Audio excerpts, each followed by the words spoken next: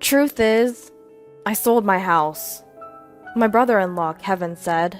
My husband and I were shocked, stunned into silence. The person most shocked of all was my mother-in-law. Why? Why would you do such a thing? Weren't you supposed to come pick me up? My mother-in-law was visibly upset, confronting Kevin. Calm down. Kevin tried to pacify her and started to explain why he did it. My name is Sandra. I do remote work with my husband Robert. The peaceful work environment where we could take breaks whenever we wanted satisfied both of us. Then my mother-in-law came to live with us. We were financially stable, so we didn't have any complaints. But why aren't you two going out to work? My mother-in-law would look at us disapprovingly as she said this. I felt exhausted at her words, as if the same thing was starting all over again. When my mother-in-law first questioned us like this, we explained that we were working remotely. But aren't you just playing around? I've told Robert the same thing. Are you listening? When will you two start working properly? Aren't you thinking about your future life? My mother-in-law refused to understand our job. I'm so worried. I wonder if I made a mistake coming to this house. I should have gone to Kevin's house. She would often sigh and say this. The Kevin she mentioned is Robert's brother. He has married a wealthy woman named Carol, who he found somewhere, and now he seems to be living off her wealth. My mother-in-law wasn't informed about this. Kevin asked us not to tell her. Kevin's house is not a small one like this. It's very large. It's like a foreign castle. Well, I'm planning to move to Kevin's house eventually, which will become my house. My mother-in-law would say this, waiting for Kevin to come get her. We knew that the day would never come when Kevin and his wife would come to pick her up. That's because Robert once suggested to his brother, who his mother dotes on, that she could live with him. However, Kevin refused to live with his mother. So, we ended up living together. And even though we were called unemployed for doing remote work, we resigned ourselves to the fact that that's just how she is. But an incident occurred that made it impossible for us to continue tolerating it. Out of the blue, we got a call from Kevin. I'll be coming over this weekend. Without waiting for a response, he hung up. What do we do? That guy hasn't changed a bit. Robert and I were baffled, and overhearing our conversation, my mother-in-law leaned in, looking delighted. He's coming to pick me up. Please, help me prepare to move, she said, and then dragged Robert off to her room. Robert looked troubled. Mom, Kevin's not coming to pick you up. He probably called because something happened. But she snorted, clearly unconvinced. That can't be true.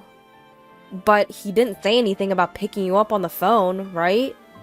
He just didn't say it, Robert. I'm so tired of this house. You're probably hoping to make me your housekeeper, but that's not going to happen. We couldn't understand why she was having such paranoid thoughts. Since she came to our house, she got up whenever she wanted, didn't do any housework, and lived off the pocket money we gave her. Well, we weren't going to force my mother-in-law to stay, so we did as she said, packed her bags, and waited for his brother to come. Over the weekend, my brother-in-law and his wife arrived at our place. As soon as they entered our home, they had suspiciously ingratiating expressions on their faces. I had a bad feeling. Just then, my mother-in-law emerged with sparkling eyes. You finally arrived! Listen here, Sandra is totally inept at house chores, so I have to do them. And Robert completely ignores me. Isn't that terrible?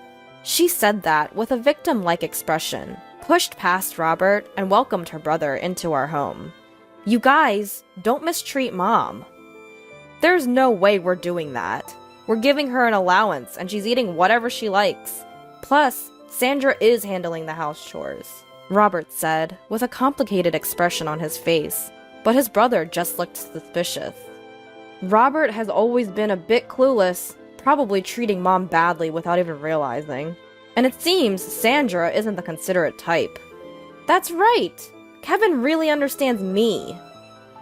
Hearing this conversation, Robert and I couldn't help but scowl. Despite this, we decided to entertain our guests and led the couple to the living room. We all sat around the living room table, with Robert and me on one side and the couple on the other. "Now, what are you sitting around for? Serve the tea!" "Huh? I thought you were going to make the tea, mother-in-law." "What are you saying? Making an old woman work? You see, Kevin, Sandra is this kind of person." My mother-in-law even started fake crying at that point. I was so stunned at her behavior that I didn't even feel like retorting. Once I had served the tea, the couple became solemn. The truth is, we sold our house. Robert and I were surprised and shocked at Kevin's words. The one who took the biggest shock was my mother-in-law. Why would you do something like that? Didn't you come to pick me up?" she asked, flustered, confronting Kevin.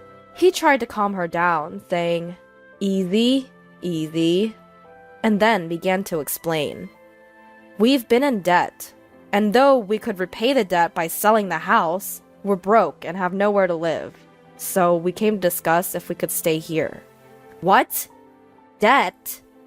"I was trying to start a business, but it didn't go well. Well, that happens, right?" Kevin, unabashed, laughed while saying this. Robert and I sighed in exasperation. "We only need to stay until we find a new house. Please, we have no one else to turn to." The couple bowed their heads together.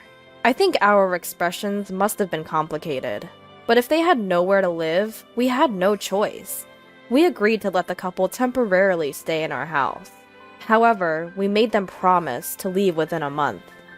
Kevin said, "Got it," and still laughing, went back to prepare to move their things. After they left, my mother-in-law sat silently, looking thoughtful. Robert and I assumed she was still in shock. The next day, the couple's stuff arrived right away. This much? Where should we put it all? We're in trouble. We might have to sell some of it, or rent a locker. While discussing this and moving Kevin's things, my mother-in-law dropped a bombshell on us. "I've been thinking, won't we be more secure in the future if Kevin's here? So you freeloaders can leave, can't you?" My husband and I were taken aback by my mother-in-law's abrupt statement. "If you insist, I can tolerate Robert staying, but I don't need a wife who can't do anything. Get a divorce, then the space that Sandra was occupying can be used for all these packages." My mother-in-law made this demand eagerly, her eyes shining, and looked to my husband for agreement. "What are you talking about?" He reacted as he usually did, completely astounded. Then, my brother-in-law and his wife arrived. My mother-in-law greeted them with joy. Although I was still shaken by her previous words, my husband decided to ignore them for the moment and asked his brother to deal with the packages. "There are more than I thought. Try to reduce the number, rent a locker, or sell some if you have to." When my husband said that, his brother glared at him and said, "What are you talking about? These are important packages. How could I sell them? And what if someone steals them from a locker? What if they get damaged? Are you going to take responsibility, bro?" My husband shook his head at his brother's selfish behavior. "This is our house, you know. It's only natural that you should endure some inconvenience, right? If you don't like it, find a place to live, quickly, and leave." At that moment, my mother-in-law shouted, "What are you talking about? Didn't I just say, if you two are not happy with Kevin and the rest, you can leave? You're basically freeloaders. You're not needed in this house. Kevin is trying to start a business, and all you two do is loaf around the house doing so-called remote work. You're a nuisance." My mother-in-law said this as if it were her own house. My husband and I looked at each other in disbelief. My brother-in-law and his wife were surprised at my mother-in-law's words, but then they started to smirk. That might not be a bad idea. "Mom, that's a good idea. Yeah, it's a hassle to look for a place, so we could live here. So sell this house to us. Right, Carol? I feel uncomfortable with you two around, so it would be helpful if you sold this place to us. Plus, it seems like our mother-in-law is on our side. So sell this place to us." My husband and I were dumbfounded at their words. "What nonsense are you?" my husband began, but was interrupted by my mother-in-law, who gloated. "See? Both Kevin and Carol are saying the same thing. So what will you do, Robert? If you're going to divorce, you can stay here. My mother-in-law glared at me triumphantly. I braced myself to retaliate, but my husband spoke first. Don't you just say whatever you want? Why does Sandra have to leave? My husband was red in the face with anger, raising his voice. Don't shout like that. It's better without a burden around, isn't it? My mother-in-law retorted, but my husband responded in an exasperated tone. You don't understand anything. This is Sandra's house. At my husband's words, my mother-in-law and brother-in-law and his wife gasped. My husband started speaking up to them, adding to the tension.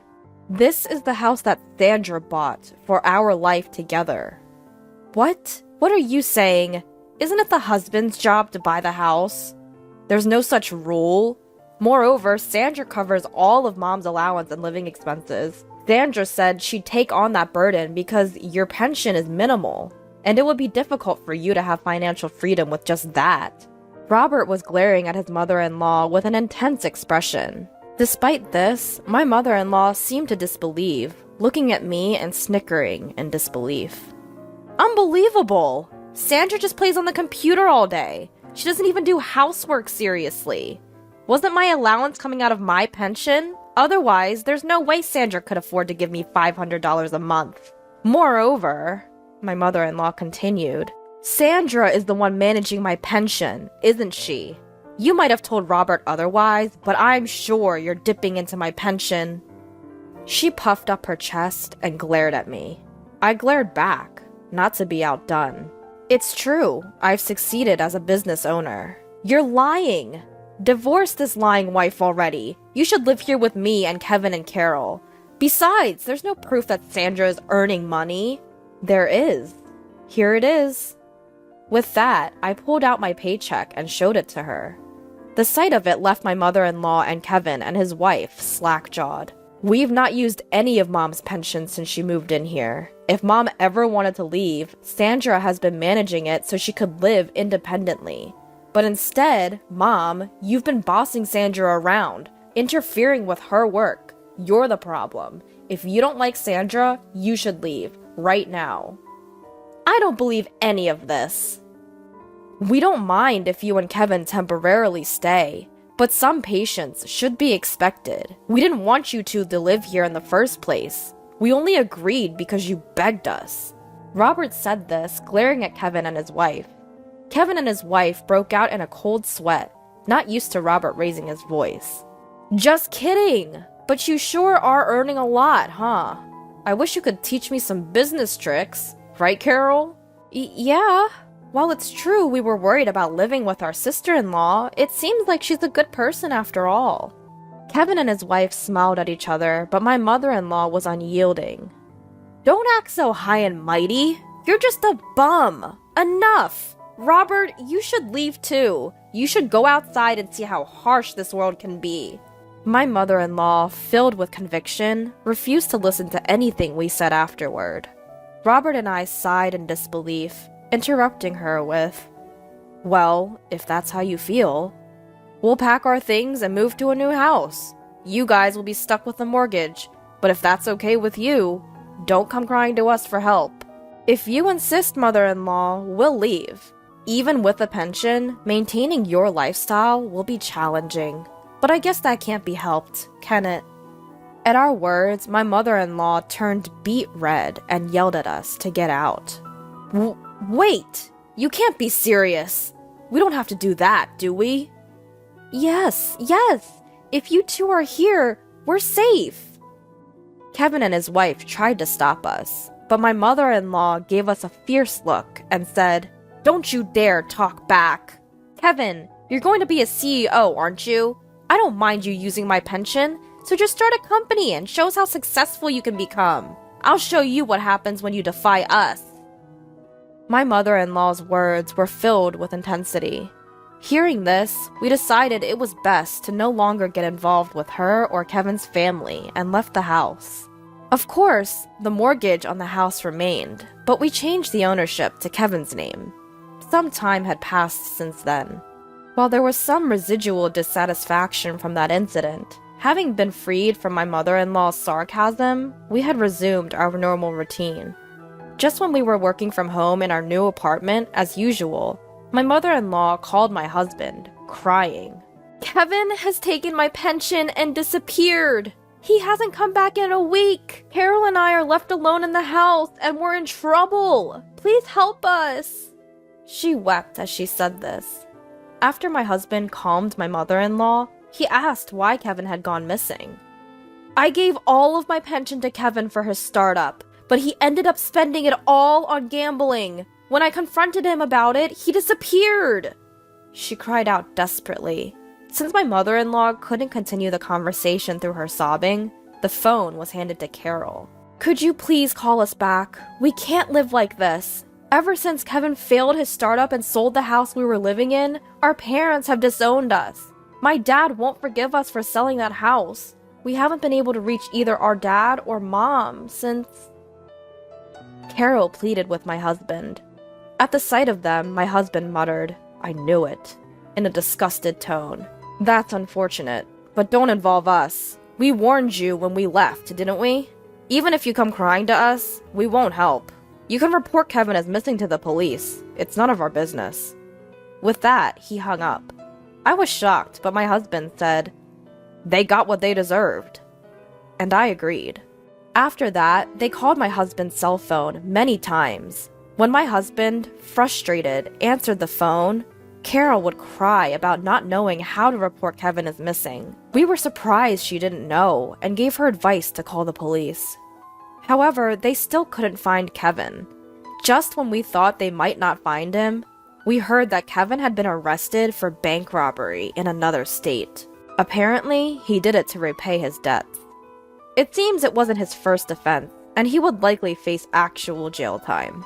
Carol can't go back to her parents' home, and is still living with my mother-in-law in that house. It's uncertain whether or not she will divorce Kevin. That's probably the least of her concerns right now. She registered with a temp agency and is struggling with her first job ever, but she's somehow making ends meet every day. As for my mother-in-law, Kevin took all of her pension, and now she has to repay his debt. She has also started working part-time to repay the debt. My husband and I expressed sympathy for my mother-in-law and sister-in-law's family, but we have made it clear that we have no intention of helping them, and we have cut off all communication. They must be tasting the harsh realities of life that my mother-in-law always talked about. Despite the changes since my mother-in-law moved in with us, my husband and I are glad that we have returned to our peaceful days.